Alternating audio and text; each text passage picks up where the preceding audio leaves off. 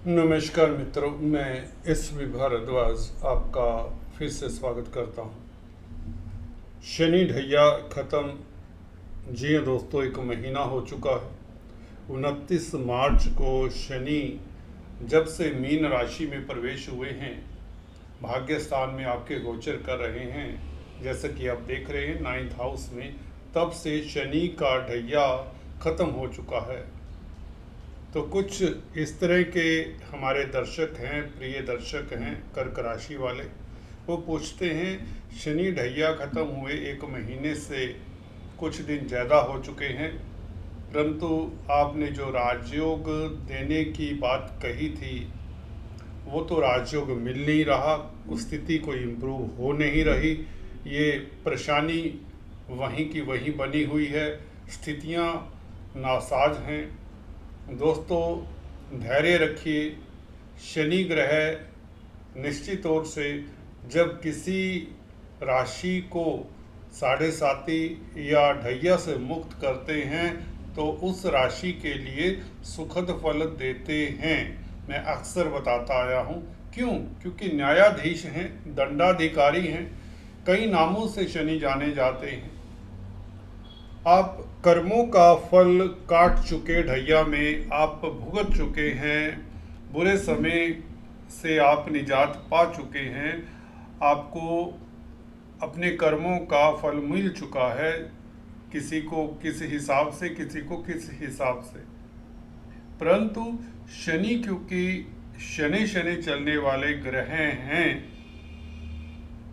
आपको पता ही है, एक राशि को चेंज करने में, एक राशि से शिफ्ट होने में 30 डिग्री का एक भाव होता है, एक राशि होती है, ठीक है। 30 डिग्री के इस भाव को छोड़ने में, परिवर्तन करने में 2.5 साल लेते हैं। तो तकरीबन 1 डिग्री 1 महीने में मूव करते हैं। तो थोड़ा सा धैर्य रखिए।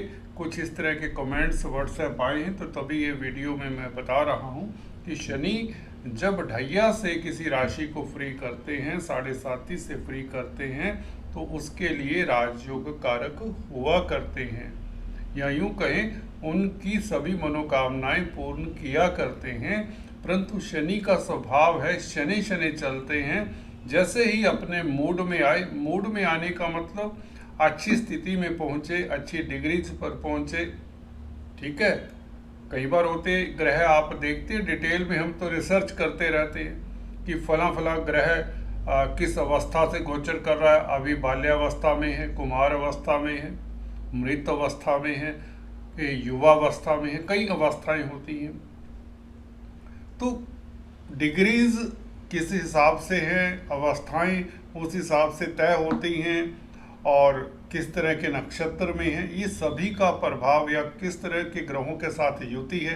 जैसे कि अभी राहु भाग्य स्थान में साथ में ही है 18 तारीख तक। राहु का साथ कुछ ज्योतिषियों ने इसे पिशाच दोष का नाम कहा, तो चलिए मान लेते हैं उनकी बात भी। हालांकि अभी 15 दिन शेष हैं, तो फिर भी पिशाच दोष अगर उनके हिसाब से बनता है तो मान लेते हैं। शायद इसी कारण से आपके कार्यों में विलंब हो, परंतु मुझे नहीं दिखता कि ये राहु उसमें विलंब का कारण है।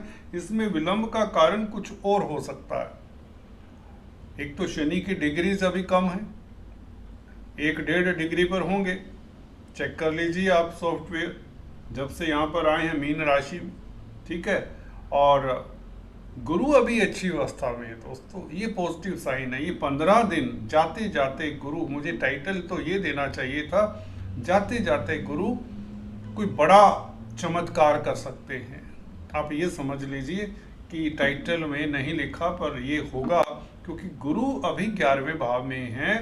11वें भाव के गुरु, वृषभ राशि के गुरु, क्योंकि जब शनि अच्छे हो चुके हैं, ढैया खत्म हो गया है, तो गुरु अभी काफ़ी दिन है। 15 तारीख तो बहुत दूर है, आज जब रिकॉर्डिंग कर रहा हूँ तो 3 तारीख है, 3 मई है, तो 12 दिन तो बहुत होते, दिन तो 1-2 ही बहुत होते। तो अभी 10-12 रोज हैं गुरु के पास, जो कि राजयोग कारक हैं, क्योंकि भाग्य स्थान का मालिक होकर गुरु 11वें भाव में है, लाभ स्थान में है। लाभ स्थान में गुरु बैठे, वह भी भाग्य स्थान का मालिक होकर। देखिए कोई भी कुंडली हो, भाग्येश जब लाभ स्थान में हो तो वह योग कारक हो जाता है, भाग्य के कारण लाभ होता है। सिंपल सा सूत्र, भाग्य का मालिक लाभ स्थान में तो भाग्य का कारण लाभ होता। तो गुरु ये मुझे लगता है, अधीर मत होइए, आपको लाभ करवाने वाले हैं। हो भी चुका होगा काफ़ी जातकों को, कई जातकों का परेशानी से जैसे कि फीडबैक मिलता है, अब नाता नहीं रहा, सुखद स्थितियां हैं। परंतु सभी की कुंडली एक जैसी नहीं होती। कर्क राशि भले सभी की हो, आप कर्क राशि के करीबन संसार में 60-70 करोड़ लोग होंगे, मे भी 80 करोड़ हों, ठीक है, 7-8 बिलियन लोग हैं पूरे विश्व में, इतने 700-800 करोड़ लोग हैं, तो 12 राशियाँ हैं। तो सभी के लिए एक जैसा सुखद समय एक ही वक्त में आ जाए ये पॉसिबल नहीं, क्योंकि आपकी कुंडली का भी हिसाब किताब रहता है, आपकी दशा अंतरदशा का भी सिस्टम उसमें देखना होता है। तो गुरु आपके लिए अभी राजयोग कारक हैं। गुरु के कारण अचानक से लाभ अभी भी हो सकता है। कुछ लोगों की लॉटरी लग सकती है अगर आपकी कुंडली में लॉटरी के योग हैं। पंचम भाव के ऊपर प्रभाव, गुरु बच्चों से कोई खुशी दे सकता है, संतान से कोई शुभ समाचार मिल सकता है। छात्र हैं तो प्रतिस्पर्धा में 15 तारीख तक आप उत्तीर्ण हो सकते हैं। विंडफॉल के योग बनते हैं और गुरु का प्रभाव नवम दृष्टि सप्तम भाव के ऊपर है। तो अगर आप सिंगल्स हैं तो शादी के प्रपोजल आ सकते हैं, लव लाइफ बेहतर रहने के योग बनते हैं। 9th Lord expecting 7th house, अभी भी 15 तारीख तक ये संभव है। शनि की हम बात कर रहे थे, शनि से राजयोग कब दोस्तों, ढैया खत्म हो गया है, शनि से राजयोग शुरू हो चुका है। और 4 रोज पहले शनि, एक आपको और सुखद बात बता दूं जो शायद आपने नोट नहीं की हो, शनि अपने नक्षत्र में 28 अप्रैल से प्रवेश हुए हैं। भाग्य स्थान में बैठा हुआ सप्तमेश, केंद्र का मालिक त्रिकोण में, भाग्य स्थान त्रिकोण कहलाता है, बैठा हुआ ग्रह है और अपने नक्षत्र में हो जाए तो शनि उत्तरा भद्रापद नक्षत्र में 28 अप्रैल से प्रवेश किए। तो इस स्थिति में सप्तम भाव के आपको सुखद फल मिलेंगे। सप्तम भाव व्यापार का है, रोजमर्रा की आमदन का है, आपके वैवाहिक लाइफ का है, पार्टनरशिप का है, भागीदारी का है, कहीं ना कहीं अदालती मसले भी यहाँ से हम देखते हैं। तो इन सब बातों से आपको, इन एरिया से आपको सुखद फल मिलने की संभावनाएं प्रबल हैं।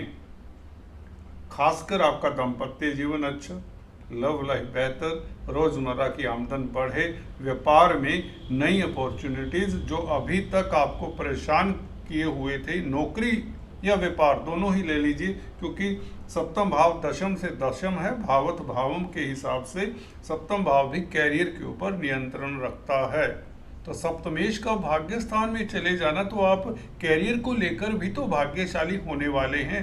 हो सकता है आपकी दशा अंतरदशा अभी आपके अनुकूल ना हो, आपके लिए फेवरेबल ना हो आपकी कुंडली में, या हो सकता है आपके भाग्य स्थान में कोई क्रूर ग्रह पहले से ही बैठा हो। नेटल चार्ट में है ना, नेटल प्लैनेट्स जो आपके होते हैं, जो आपका जन्मांक है, जन्माक्षर है, उसमें जहाँ पर 12 नंबर लिखा है वहाँ पर देखिए कोई ग्रह तो नहीं बैठा हुआ। अगर खासकर क्रूर ग्रह बैठा है तो ये शनि विलंब थोड़ा सा कर देते हैं सुखद फल देने में सप्तम भाव के।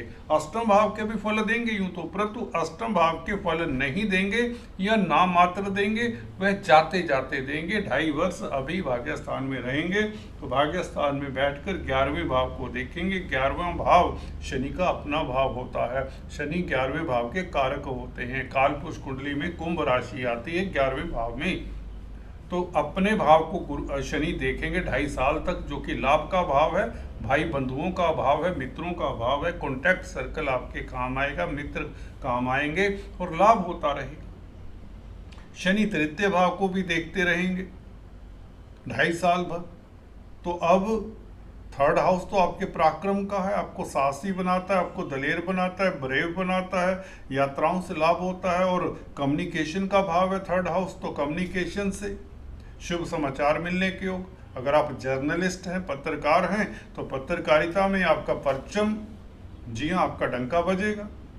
क्रिएटिविटी में आपकी उछाल आएगा। अगर आप क्रिएटिव व्यक्ति हैं, कुछ लिखते हैं, कुछ क्रिएट करते हैं, फाइन आर्टिस्ट हैं, मॉडलिंग करते हैं, ग्लैमर की फील्ड में हैं, आर्टिस्ट हैं, तो ये शनि की दृष्टि थर्ड हाउस के ऊपर वैसे ही शुभ होती है। क्रूर ग्रह का प्रभाव 3 से 11 भावों के ऊपर अच्छा ही होता है, और शनि का 6ठे भाव के ऊपर प्रभाव भी है। ये आपको शत्रुहंता बनाता है। शत्रु आपके समक्ष दोस्तों नतमस्तक रहने वाले हैं, शत्रुओं की नहीं चलने वाली। ये 2.5 साल बता दूं मैं, भले उछल कूद करेंगे, जी हाँ दोस्तों, भले उछल कूद करेंगे शत्रु, परंतु आपके आगे नतमस्तक रहेंगे अल्टीमेटली। कर्जे से यही शनि निजात दिलाते हैं, क्योंकि 7वां भाव का मालिक भाग्य स्थान में हो तो वैवाहिक जीवन भी अच्छा होता है, दाम्पत्य जीवन अच्छा होता है, लव लाइफ उस व्यक्ति का अच्छा होता है जिसकी कुंडली में भी शनि 7th लॉर्ड होकर 9th हाउस में हो। विदेशों में यात्रा के योग शनि बनाते हैं, विदेशों से संबंधित कामकाज हैं उसमें सफलता मिलती है, राजयोग है। और गुरु 12वें भाव में बैठकर पंचम दृष्टि से सुख भाव को देखते हैं, धर्म कर्म से आपको लाभ होता है। धार्मिक व्यक्ति हैं, कीर्तन संकीर्तन करते हैं, प्रीस्ट हैं, प्रीचर्स हैं, एस्ट्रोलॉजर्स हैं, तो गुरु तो आपके ऊपर निछावर हैं। गुरु 12वें भाव में बुरे नहीं होते, क्योंकि कालपुरुष कुंडली में यहाँ पर मीन राशि आती है। हाँ, इनकी दृष्टियाँ तो देखिए कमाल कर रही हैं। 6ठे भाव के ऊपर अपनी दृष्टि है, जो कि आपको बैंकों से ऋण मिल जाता है, जिससे आप हो सकता है अपनी रोजमर्रा की जरूरतें पूरी करें, बिजनेस एक्सपेंड करें। और राहु के ऊपर दृष्टि, ये राहु को कंट्रोल में रखते हैं गुरु, गोपनीय कष्ट दूर करते हैं। गुरु का ये प्रभाव राहु के ऊपर, जो 15 तारीख से गुरु मिथुन राशि में आएंगे तो राहु को भी तो कंट्रोल में रखेंगे। 18 तारीख से राहु कुंभ राशि में आ जाएंगे। केतु का परिवर्तन 2nd हाउस में थोड़ा सा आपको मिस्टीरियस बनाता है केतु, परंतु यहाँ पर बैठकर कोई ज़्यादा दिक्कत नहीं दिया करते। कुल मिलाकर आपके लिए ये समय बहुत जल्दी से, मई से नया अध्याय शुरू होने वाला। 18 मई से जब राहु शनि को छोड़कर 8वें भाव में आ जाएंगे, शनि अकेले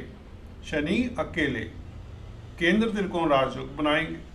ये बहुत अच्छी स्थिति। 15 तारीख तक गुरु आपको कुछ ना कुछ देने वाले जाते जाते।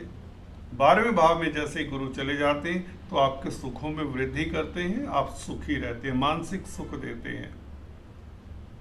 दोस्तों, चर्चा को फिर जारी रखेंगे अगले किसी वीडियो में। आज इतना ही। Please do subscribe, like and share. अगर आप पहली बार आए हैं तो कृपया लाइक करने के बाद कमेंट जरूर करें कि आपको किस तरह की चर्चा पसंद आती है। अगर ये पर चर्चा आपको पसंद नहीं आई तो भी कमेंट करें। आपसे यही गुजारिश है, सब्सक्राइब करें और बेल आइकन दबाएं। Thank you so much.